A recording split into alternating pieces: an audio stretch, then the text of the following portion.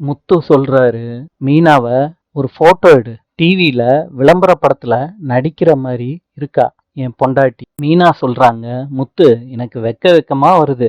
அப்படியா மீனா? அப்படியே அந்த வெக்கத்தோட இரு. ஸ்ருதி, என்னையும் மீனாவையும் ஒரு போட்டோ எடு.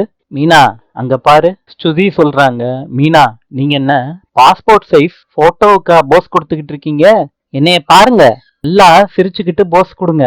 ரேம்ப் வாக் வேற பண்ணணும். ஸ்ருதி, எனக்கு அதெல்லாம் வராது. ஏன் மீனா வராது? அதெல்லாம் பல குரல் சொல்லி கொடுக்கும். அதெல்லாம் நல்லா வரும். உனக்கு என்ன, போட்டோ தானே, எடு. ஸ்ருதி முத்தோட போன்ல இருந்து போட்டோ எடுக்கிறாங்க. இப்ப ஸ்ருதி, வீடியோ எடு. நான் சொல்லி கொடுக்கற மாதிரி பேசணும் மீனா.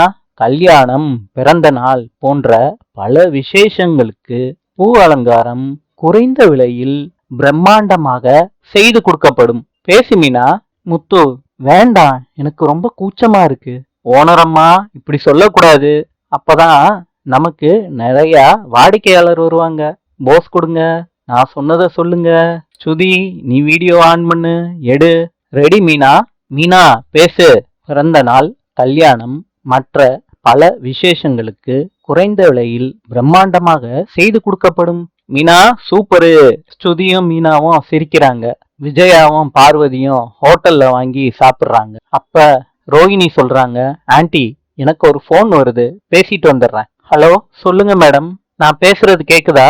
ரோஹிணி, சிக்னல் சரியா கிடைக்க மாட்டேதுன்னு நேரா மேல நடந்து போறாங்க. சொல்லுங்க மேடம், இப்ப கேக்குதுன்னு சொல்லிட்டு மேல இருக்க ரூமை திறக்கிறாங்க. செல்ஃப்ல இருக்க கீயை எடுக்கிறாங்க. அந்த சாவியை வச்சு ஓபன் பண்றாங்க. அங்க இருக்க 2 லட்சம் ரூபாய எடுக்கிறாங்க. பேக்ல எடுத்து வைக்கிறாங்க.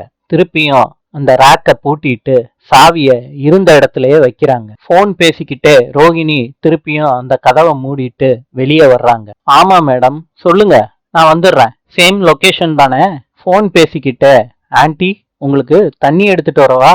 வேண்டாம் ரோஹிணின்னு சொல்றாங்க விஜயா. ரோஹிணி சொல்றாங்க, பொறுமையா சாப்பிடுங்க ஆன்ட்டி. அந்த பாக்ஸ்குள்ள பாதாம் ஸ்வீட் இருக்கும், அதையும் எடுத்து சாப்பிடுங்க. சரி ரோஹிணின்னு விஜயா எடுத்து சாப்பிடுறாங்க. 4 மணிக்கு வந்துடுறேன்னு போன்ல பேசிட்டு போனை வைக்கிறாங்க. ரோஹிணி, சாப்பிட்றதுக்கு ரொம்ப நல்லா இருக்குமா? மீனா சமைச்சதை சாப்பிட்டு நாக்கு செத்து போச்சு. பார்வதி சொல்றாங்க, மீனா நல்லா தாண்டி சமைப்பா. நல்லாதான் சமைப்பா. ஆனா இதெல்லாம் பார்வதி, அவளுக்கு சமைக்க தெரியாதே. பாரு பார்வதி, ரோஹிணி இதெல்லாம் எனக்காண்டி வாங்கிட்டு வந்திருக்கா. விஜயா, ரோஹிணி உன்னோட செல்ல மருமகளாச்சே. விஜயா சொல்றாங்க, ஆமா ஆமா, 3 பேர்ல ஒருத்திய மருமகளாவே ஏத்துக்க முடியாது. அந்த 2 மருமகள்ல ரோஹிணி தான் எனக்கு பிடிச்ச மருமக. சுதி பணக்கார பைத்தியம், ஆனா ரோஹிணி என் மேல பாசமா இருக்கிறவ. எனக்கு பொண்ணில்லாத குறைய ரோஹிணி தான் தீர்த்து வைக்கிறா. பார்வதி சொல்றாங்க ரோஹிணி கிட்ட, பரவாயில்லையே விஜயா கிட்ட நல்ல சர்டிபிகேட் வாங்கிட்டியே. 2 பேரும் சிரிச்சுக்கிட்டே சாப்பிடுறாங்க. அப்ப ரோஹிணி மனசுக்குள்ள நினைக்கிறாங்க, கிளம்பிடலாமா? வேண்டாம், இப்ப கிளம்புனா டவுட் வந்துடும் அத்தைக்கு. சேர்ந்தே கிளம்புவோம். ஸ்ருதி மீனாவ போட்டோ எடுக்கிறத ரவி ரசிச்சு பாக்குறாரு. மீனாவும் முத்துவும் நல்லா போஸ் கொடுக்கறாங்க ஸ்ருதிக்கு. விஜயா, ரோஹிணி, மனோஜ் 3 பேரும் பேசிக்கிட்டே வாசப்படியில நடந்து வர்றாங்க. அப்ப விஜயா ரோஹிணி கிட்ட சொல்றாங்க, வடநாட்டு சாப்பாடுலாம் ரொம்ப நல்லா இருந்துச்சு, நல்லா ரசிச்சு சாப்பிட்டேன் ரோஹிணி. மனோஜ் கேக்குறாரு ரோஹிணி கிட்ட, எனக்கு ஏன் வாங்கி கொடுக்கல? விஜயா சொல்றாங்க, ரோஹிணிக்கு ஏன் ஞாபகம் வந்திருக்கு, வாங்கிட்டு வந்திருக்கா. உனக்கு ஏண்டா பொறாம மனோஜ்? ரோஹிணி சொல்றாங்க, மனோஜ் வேலை இருந்துச்சு போனேன் மனோஜ். வேலையா ரோஹிணி?